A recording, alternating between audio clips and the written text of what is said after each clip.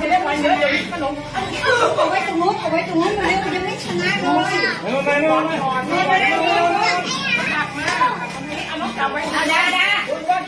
เอาเร็วนู้นเอาอะไรนะไม่เอาน้องตักได้เอาเร็วใครได้วันเยอะของคนนั้นชนะพี่เกลดูเลยโดนท้าผมเหรอโดนท้าเก่งมากครับพี่เกลครับต้องครับพี่เกลเอามาทางนี้หน่อยเสียงเนี่ยตรง